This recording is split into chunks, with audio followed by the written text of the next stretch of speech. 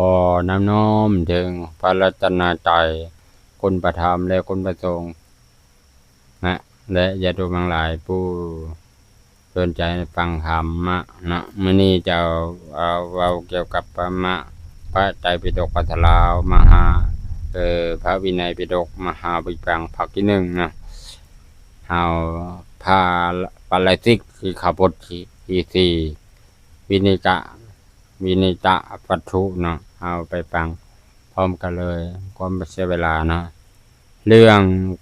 กลางคืนนะเรื่องกลางคืน5เรื่องมีหยังใดเนาะเอาไปฟังนะหน้าที่91เนาะเอาฟังพร้อมกันเลยสมัยนั้นภิกขุองค์หนึ่งพอสิ่งของพอสิ่งของตอนกลางเว้นได้เครื่องหมายไว้ด้วยตั้งใจว่าจะลักตอนกลางคืนนะเครื่องหมายไว้แล้วจะไปลักท่านสำคัญสิ่งของนั้นว่าเป็นสิ่งของนั้นได้ลักของนั้นมาแล้วเกิดความกังวลในใจว่าเฮาจองอาปันปาราชิกหรือบนอจึงนำเรื่องนี้ไปกราบทูลพระผู้มีพระภาคเจ้าให้ทรงทราบพระองค์จัดว่าภิกขุท่านจองปาราชิกให้ปาราชิกเฮาไปเครื่องหมายเฮาเป็นพระเป็นนั้นเราเกิดความกังวลเราไปหมายไว้แล้วเฮาคือเฮาไปลักก่อนกลางคืนนะคำว่าลักแล้วมันปาราชิกปาราชิกเลย2สมัยนั้นภิกขุองค์หนึ่งพอสิ่งของห่อสิ่งของเนาะห่อสิ่งของพอสิ่งของเพราะไปพอเห็นสิ่งของนั้นเนาะสิ่งของนั้นตอนกลางคืนนะตอนกลางเวรนะไปพอเห็นตอนกลางเวรได้เครื่องหมายไว้ด้วยตั้งใจว่าจะลักตอนกลางคืนเนาะและท่านสำคัญสิ่งของนั้น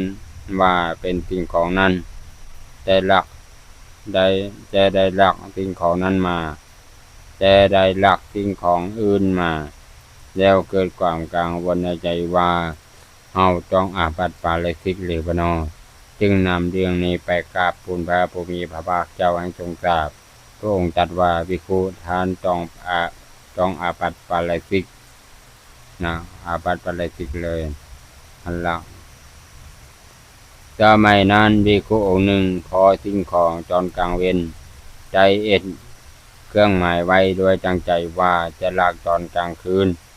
ท่านสำคัญสิ่งของนั้นว่าเป็นสิ่งของอื่นแต่ได้ลักสิ่งของนั้นมาแล้วเกิดความกังวลในใจว่าเอาต้องอาบัติปาราชิกหรือบ่นอจึงนำเรื่องนี้ไปกราบทูลพระผู้มีพระภาคเจ้าให้ทรงทราบพระองค์ตรัสว่าภิกขุท่านต้องอาบัติปาราชิก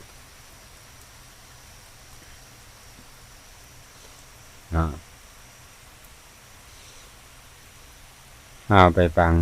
เนาะสมัยนั้นภิกขุองค์หนึ่งพอสิ่งของตอนกลางเวร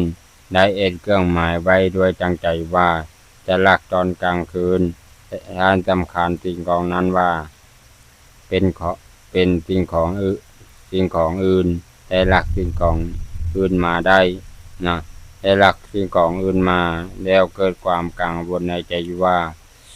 เฮาจงอาบัติปาราชิกหรือบ่นอ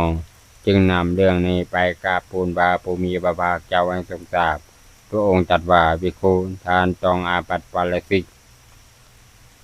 ฟังต่อเนาะสมัยนั้นภิกขุองค์หนึ่งพอสิ่งของไปพอเห็นสิ่งของตอนกลางเว้นได้เครื่องหมายไว้โดยตั้งใจว่าจะลักตอนกลางคืนท่านสำคัญสิ่งของนั้นว่าเป็นสิ่งของนั้นได้ลักสิ่งของนั้น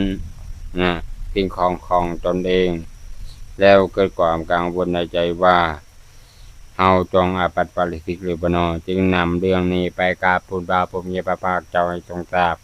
พระองค์ตรัสว่าภิกขุท่านบ่ต้องอาบัติปาราชิกแต่ต้องอาบัติทุกคนเอามาทำความเข้าใจเรื่องนี้ว่าภิกขุองค์หนึ่งไปพอเห็นสิ่ง